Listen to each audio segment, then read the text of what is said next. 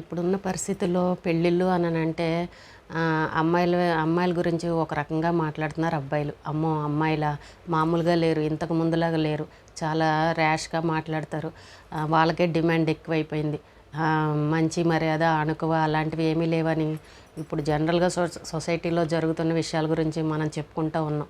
కానీ ఈ అమ్మాయి విషయంలో చూస్తే అసలు ఇలాంటి అమ్మాయిలు ఈ కాలంలో కూడా ఇంకా ఉన్నారా?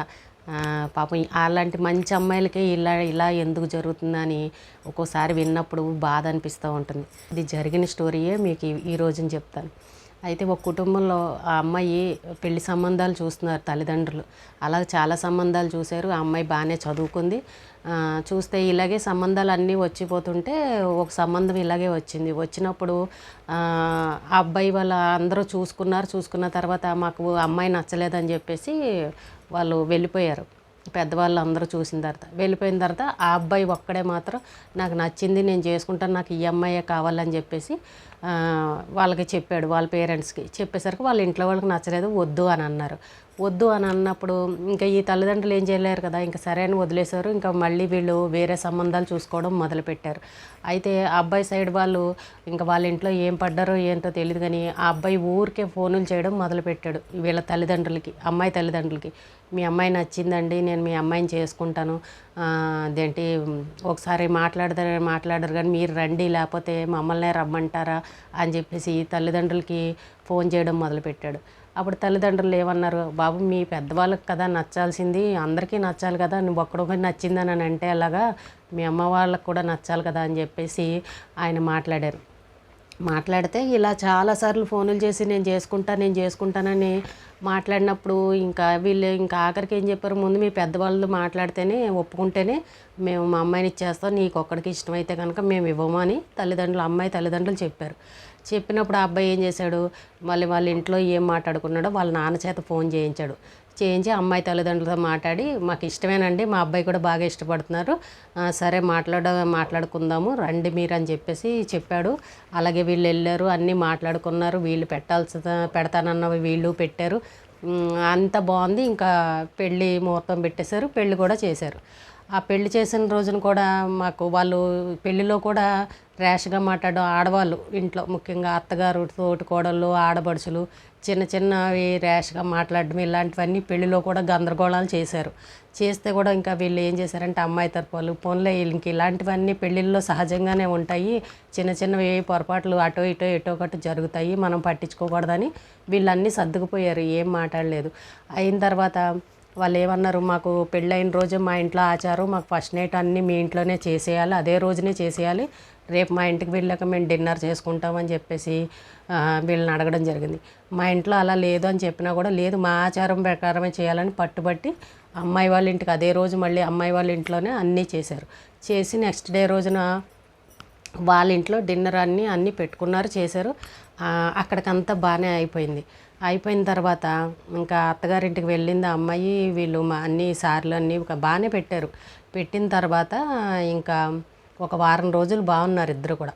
వారం రోజులు బాగున్న తర్వాత వీళ్ళిద్దరినీ కలిపి ఒక హనీమూన్ లాగా పంపించారు. వీళ్ళిద్దరూ ప్లస్ వీళ్ళ కూడా ఇంకొక కజిన్ బ్రదర్ అని, ఆ అబ్బాయి వాళ్ళ పెద్దనాన్న కొడుకు ఎవరు వాళ్ళ ఫ్యామిలీ, అంటే భార్యాభర్తలు, వాళ్ళొక జంట వీళ్ళొక జంట, ఇద్దరు కలిసి హనీమూన్కి అన్నట్టు వెళ్ళారు.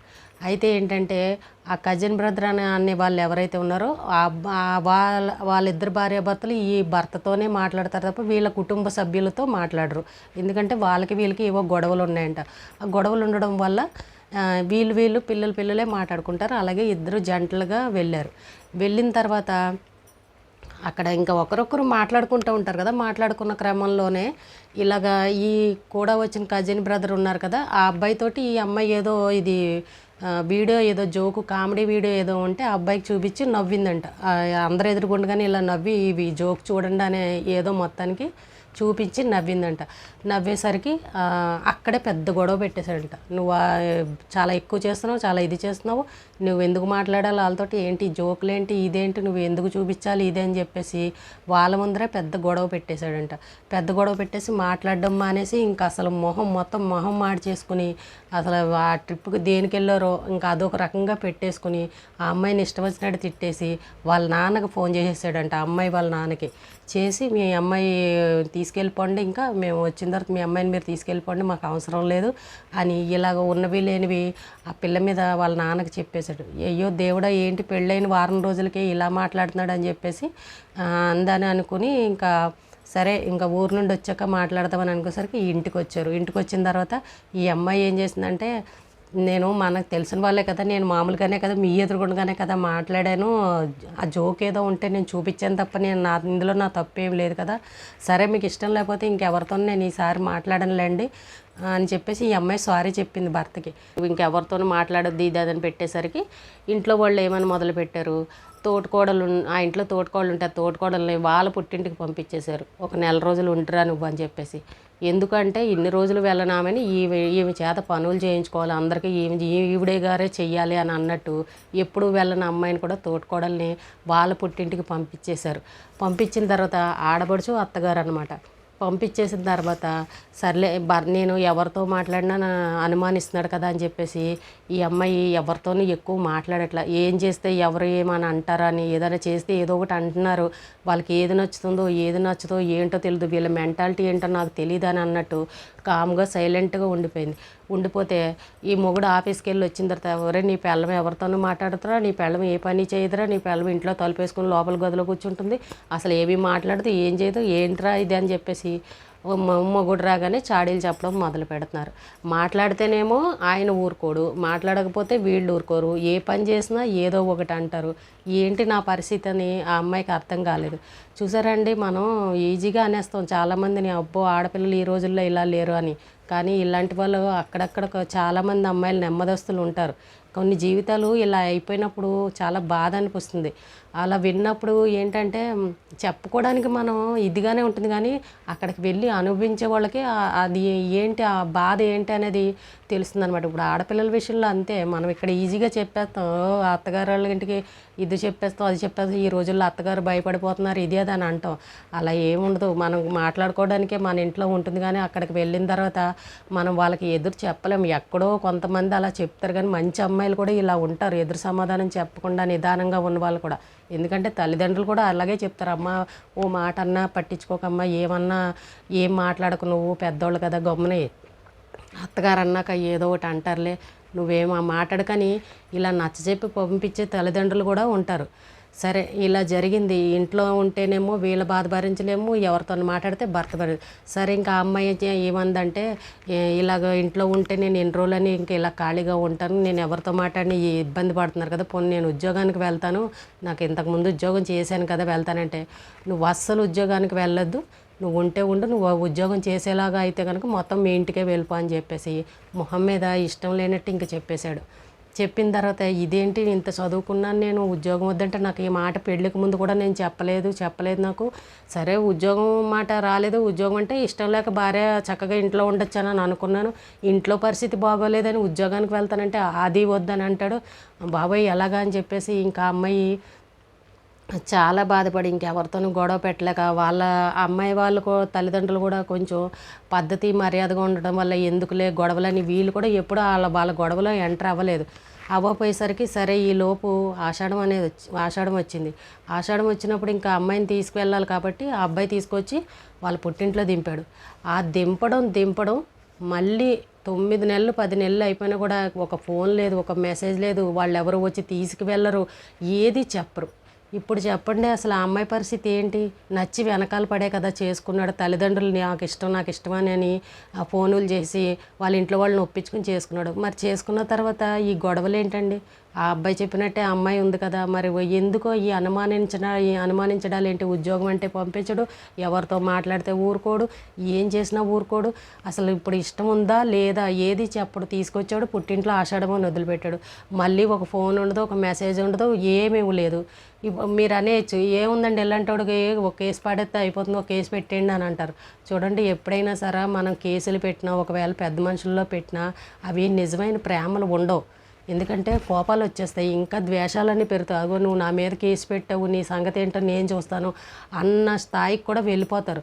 ఎక్కడో కొంతమంది మనం ఇంకా ఏది చేయలేక అలాగా ఇంకా ఈ కాపురం నిలబడదు అని అనుకున్న వాళ్ళే ఇంకా రోడ్డు మీద దాకా వెళ్ళి కేసుల దాకా వెళ్తారు. కానీ మనస్ఫూర్తిగా నిజంగా ప్రేమ అనేది మనసులోంచి రావాలి. ఒకళ్ళు చెప్తే మనకు వచ్చేది కాదు ఎప్పుడైనా సరే. ఇప్పుడు ఈ బెదిరించో భయపెట్టో ఏదో ఒకటి చేసి ఈ అమ్మాయిని పంపిస్తాం, కానీ అక్కడ ఒకరోజు 2 రోజులు కాదు కదా ఉండేది, జీవితకాలం ఉండాలి. మరి జీవితకాలం ఉండాలంటే వాళ్ళలో స్వచ్ఛమైన ప్రేమ ఉండాలి, ఇష్టం అనేది ఉండాలి.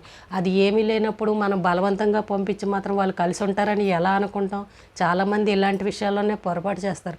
ఇష్టం అనేది స్వచ్ఛంగా మన మనసులోంచి రావాలి, కానీ భయపెట్టి బెదిరించి చేసేవి అలాంటివి కాపురాలు నిలబడవు ఎప్పుడైనా సరే. ఒకవేళ ఈరోజు పంపించినా రేపు మళ్ళీ దెబ్బలాడుకుంటారు, కొద్ది రోజులు అయ్యాక మళ్ళీ మామూలు అయిపోతుంది. అలా ఆలోచించి వీళ్ళ తల్లిదండ్రులు కూడా ఎటువంటి కేసులు పెట్టడం కానీ ఏమి మాట్లాడలే. వీళ్ళు ఫోనులు చేస్తున్నా కూడా వాళ్ళు అసలు రెస్పాండ్ అవ్వట్లే. 10 నెలలు అయిపోయినా కూడా అమ్మాయిని తీసుకువెళ్ళట్లేదు. ఇంకా చూసి సరే ఇంకా నేనే ఉద్యోగం చేసుకుంటాను, ఖాళీగా ఎన్ని రోజులని నా పుట్టింట్లో కూర్చొనని ఆ అమ్మాయి ఉద్యోగం చేసుకోవడం మొదలుపెట్టింది. వాడికి అసలే ఉద్యోగం చేయడం ఇష్టం లేదు. ఇప్పుడు ఉద్యోగం చేస్తుందని ఎలాగో తెలుస్తుంది, తెలియకుండా ఉండదు. కానీ కొంతమంది ఆడపిల్లల జీవితాలు ఎలా అయిపోయి చూసారా? ఇప్పుడు ఆ అమ్మాయి ఏమంటుందనంటే, నన్ను ఇష్టపడి చేసుకున్నాడు వాడు, నేనేమి వెనకాల పడలేదు, మా ఇంట్లో పేరెంట్స్తో మాట్లాడి పెద్దవాళ్ళతో మాట్లాడి మేము అన్నీ సాంప్రదాయంగా ఇష్టంతోనే చేసుకున్నాం, నేనైతే ఏ తప్పు చేయలేదు. అలాంటప్పుడు వాడే నన్ను వద్దు అని చెప్పేదాకా నేను వెయిట్ చేస్తాను. నన్ను ఎందుకు వద్దు అంటున్నాడో వాడు రీజన్ చెప్పేదాకా నేను వదలను. ఎప్పుడు చెప్తే అప్పటి వరకు నేను ఇలాగే ఉంటాను. నేను ఫోనులు చేసినా మెసేజ్లు పెట్టినా రిప్లై ఇవ్వట్లేదు. కాబట్టి నేనైతే ఏ తప్పు చేయలేదు, వాడు రీజన్ ఏంటనేది నాకు చెప్పాలి, చెప్పేదాకా నేను వెయిట్ చేస్తాను. ఇంకా నేను ఏమీ మాట్లాడదలుచుకోలేదు, నా ఫోన్కి రిప్లై ఇవ్వట్లేదు అని ఆ అమ్మాయి బాధపడుతూ చెప్తుంది. ఇప్పుడు చెప్పండి, మరి ఎంత నిజాయితీగా ఉన్న పిల్లలకు కూడా ఇలాంటి కష్టాలు ఈ రోజుల్లో వస్తున్నాయి అని అంటే ఎవరిని నమ్మాలి, ఎవరిని నమ్మకూడదు? ఆడపిల్లల జీవితాలు అని అంటే చులకనగా అయిపోయాయి అని ఇప్పుడు ఇలాంటి వాటిని చూస్తుంటే ఎంత బాధ అనిపిస్తుంది. ఇష్టపడి చేసుకుని ఇలా చేశారు అని అంటే ఏమని చెప్పాలి? అంటే ఇప్పుడు అలా కేసులు కొంతమంది ఏంటంటే స్పీడ్గా ఉన్నవాళ్ళు వీడితో నాకేంటని చెప్పి కేసులు పెట్టేస్తారు, లేకపోతే నువ్వంటే నాకొద్దు నువ్వంటే నాకొద్దని విడాకుల దాకా వెళ్ళిపోతారు. ఇలాంటివన్నీ జరుగుతాయి. కానీ వాడు ఇష్టపడి చేసుకున్నాడు, పోనీ ఎన్నాళ్ళలో కూడా కలిసిలేడు, ఓ సంవత్సరం కూడా కలిసిలేరు, కలవకుండానే నువ్వు నాకు వద్దని అన్నట్టు పంపించేశాడు. మరి ఈ అమ్మాయిలో ఏం నచ్చలేదో తెలియదు, వెనకాల పడి చేసుకున్నాడు. ఈ అనుమానించే జబ్బు, ఇగో ఇలాంటి శాడిజంగా ఉంటారనమాట మనుషులు. పైగా ముందు నుంచి వాళ్ళ ఇంట్లో ఇష్టం లేదు ఎవరికి, ఆ పేరెంట్స్కి. అయినా సరే ఈ అబ్బాయి వెనకాల పడి ఈ అబ్బాయి ఇష్టాన్ని వాళ్ళు ఒప్పుకొని మొత్తానికి చేశారు. ఇంక ఇష్టం లేని చోట ఉంటే ఎలా ఉంటుందండి? కష్టంగానే ఉంటుంది కదా. చూసారండి, మనం అనుకోవడం చెప్పేసుకోవడం ఈజీగా చెప్పుకుంటాం, కానీ కొందరు జీవితాలు ఇలా కూడా ఉన్నాయి. కారణం లేకుండా భర్తలు ఏడిపిస్తూ ఉంటారు, మానసికంగా బాధ పెడతా ఉంటారు. పెళ్ళైన సంవత్సరం కూడా అవ్వకుండానే ఆ అమ్మాయికి చూసారా ఎంత శాడిజంగా ఉన్నారో. ఇలాంటి మగవాళ్ళు కూడా ఉన్నారు. కాబట్టి ఎవరు కూడా పెళ్లి చేసుకుని ఒక జీవితాన్ని మోసం చేయకూడదు, అన్యాయం చేయకూడదు. ప్రేమగా ఇష్టంగా చూసుకోవాలి, కానీ ఇష్టపడి చేసుకున్నప్పుడు ప్రేమగానే చూసుకోవాలి. ఇలా బాధ పెట్టడం వల్ల ఒకరి కుటుంబాన్ని ఏడిపించడం వల్ల మనకేమొస్తుందండి? నువ్వు ఎవరితోనూ మాట్లాడదంటే కూడా మాట్లాడలే, ఉద్యోగం వద్దు అంటే ఉద్యోగం కూడా చేయనంది. ఇంకా అన్నిటికీ ఒప్పుకున్నా కూడా నువ్వు ఇంకా అమ్మాయిని శాడిస్ట్ లాగా చూస్తున్నావు అని అంటే మరి నువ్వు మగాడుగా అయ్యుండి ఏం లాభం? కాబట్టి ఇలాంటి వాళ్ళు ఉన్నారు. మనం ఎప్పుడు ఆడపిల్లలనే తిట్టేస్తూ ఉంటాం కదా, అలా కాదండి. ఆడపిల్లలు ఇచ్చే తల్లిదండ్రులకు కూడా గుండెల్లో భయం అనేది ఉంటుంది.